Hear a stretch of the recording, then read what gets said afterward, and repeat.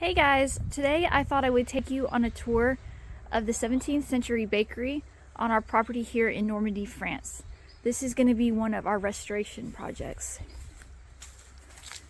Okay, so this building sits a distance off from the house. It's really closer towards the front entrance. And as you can see, it's a combination of stacked stone and a mud material that's very typical for the region. And if I take you inside, I can show you the building and talk about our plans. Okay, so as I said, this is a 17th century bakery, which means it's over 400 years old. And as you can see here on the back wall, this is the remains of the original bread oven. So part of the chimney has either collapsed or been removed at some point. If we were to decide to turn that into a bread oven again, there would definitely be a fair amount of restoration work involved. But overall, the structure itself is in very good condition. It is all stone walls, or in this case on this wall, a stone mud combination. And there is some repointing work to do, but overall these walls seem to be very structurally sound. And then here, this front wall, if I back up a little bit so you can see, still has a glass window in it, and there's the original opening for a door. Now, the structure, as I've said, is overall in very good condition. It has a newer terracotta roof, which is great. There has been an issue with this corner. I suspect probably a tree branch broke part of the tiles. But we do still have tiles that we can use to make that repair.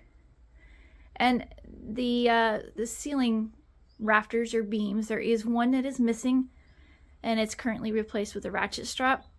Now we do have one that we can use to put back, so that's something we'll be handling soon. And I suspect, because when we bought the property, there was like a little ladder for what you would find for a chicken coop in here. So I know that the previous owners had chickens at one point, and I suspect that they may have used this as their coop. And I say that also because I don't know if I'll be able to capture it, but the floor is not particularly level. There's a lot of extra soil towards this back wall, and so I think that's probably from when it was used as a coop. So the floor will need to be dug out some and leveled. And what I would like to do is put in some sort of poured floor, and then I'm thinking either like traditional Tomet terracotta tiles or like terracotta brick floor. My intention is to use this space as sort of an outdoor pavilion. So I like to put a table out here and to be able to have, like small dinners and that sort of thing. In terms of our plans currently, we do have several restoration projects on the property that we're working on. And so this year, our main focus will just be on making sure the building is structurally sound. So that means things like addressing the roof so that we don't have further rot or problems resulting from that damage, and certainly putting back that ceiling rafter.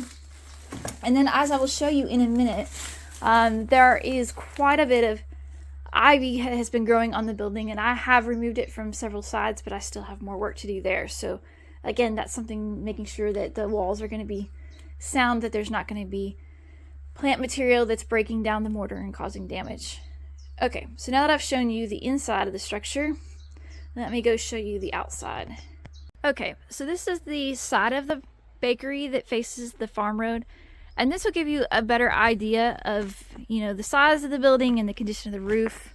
You can see here in the corner, there's that roof damage that I mentioned, and like I said, we have the terracotta tiles to make that repair, so that's something we will be tackling this summer. And this wall is one that I have not started to address yet, but as you can see, it has quite a bit of ivy and other invasive vines, like there's blackberries as well, growing here. So I will be working this year to get all these things stripped off of the building so that we don't have to worry about plant roots getting into the limestone mortar and really just causing repairs and further damage to the structure. Okay, now let me show you the back side of the building because it's really interesting. You can see the remains of the bread oven. Okay, so just to give you more of a perspective of where this bakery is sited on the property, we are now up in our orchard. The building backs up to our orchard. So here, if I just pan around for a minute, you can see here's the orchard and there's the house. Okay, so when we bought the property, this area had been where they were putting all their garden clippings for years, and so it was full of lots and lots of invasives. So over the last couple of months, I have removed all the material and cleaned out this area and leveled it. And that allowed me to get over here to finally strip off all of the ivy that was growing on the building. This wall was 100% covered in ivy when we got here. So that'll at least ensure that the building remains in good condition. And then over here, I think is one of the coolest parts of the building. Here you can see the remains of the old bread oven. So very, very cool.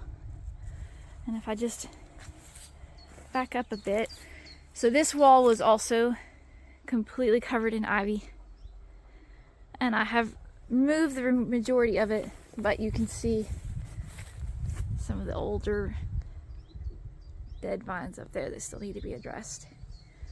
So I think this is going to be a really cool project,